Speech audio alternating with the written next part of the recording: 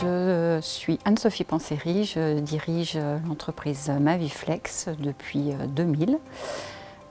Maviflex conçoit, fabrique et installe des portes souples rapides pour l'isolation thermique des bâtiments.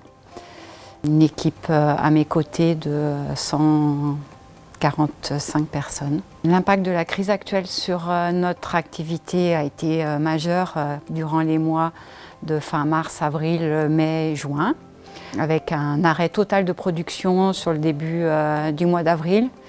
Et on a pu recommencer un peu d'activité à partir de la deuxième quinzaine du mois d'avril pour pouvoir accompagner des clients qui tournaient à plein, des clients de l'agroalimentaire notamment, la grande distribution aussi qui avait une grosse activité. Voilà, mais l'activité est impactée avec un cumul à moins 20%. Par rapport à 2019 et voilà, donc tout l'enjeu va être sur ces derniers mois d'arriver à remonter et avec un objectif de retrouver au moins le chiffre d'affaires de 2019 qui serait un très bel exploit pour les équipes. Je pense que la période est suffisamment stressante dans des bouleversements majeurs de tout en ce moment, que cette période est propice au changement. Les changements, ils étaient amorcés avant, parce que notre transformation numérique, ça fait au moins 4 ans qu'on l'a commencé. Mais il y en a toujours les freins des process, des organisations, des équipes globalement qui ne sont pas forcément enclins à accepter des changements majeurs dans les organisations de travail. Et cette période nous fait prendre conscience qu'on n'a pas le choix, qu'il faut changer notre modèle, qu'il faut aller plus vite, que cette accélération, elle est nécessaire pour seulement passer le cap de cette période qui est bouleversante dans l'organisation de l'entreprise. Alors, il est nécessaire de transformer son entreprise parce qu'une entreprise qui ne bouge pas, elle meurt. Donc il n'y a pas de sujet autre que de celui d'une nécessité de se renouveler. Et les innovations bougent très vite et on l'a vu dans le passé, la lumière électrique a remplacé la bougie. Et ça, c'est une continuité essentielle dans les actions qu'on doit mener. Il y a maintenant à peu près 3-4 ans, on a fait faire déjà un audit, de savoir où on en était et surtout de structurer la transformation. Ce qui est important, c'est d'être accompagné et de trancher l'évolution de ce qu'on veut faire. Parce que si on veut porter tous les sujets en même temps, on n'arrive à rien avancer et ça, c'est très frustrant pour les équipes. Donc, il faut prendre sujet après sujet, se dire ça, c'est l'objectif 2019, ça, c'est l'objectif 2020, ça, c'est l'objectif 2021.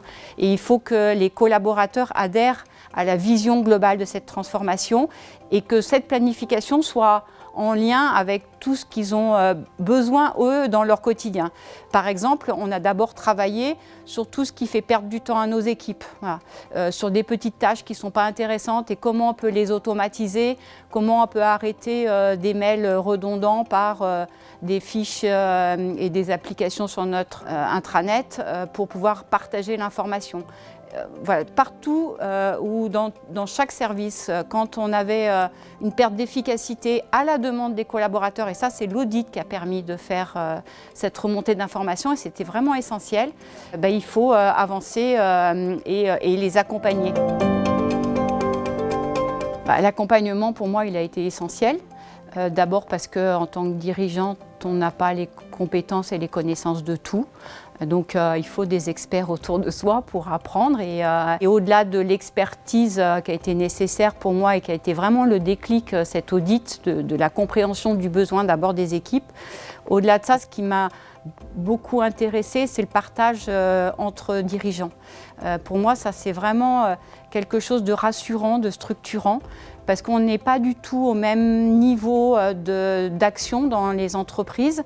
Et finalement, l'expérience de l'un va m'aider à prendre une bonne décision par rapport à un moment où je me pose la question et surtout peut-être m'éviter de faire des erreurs parce que le dirigeant a vécu cette expérience-là.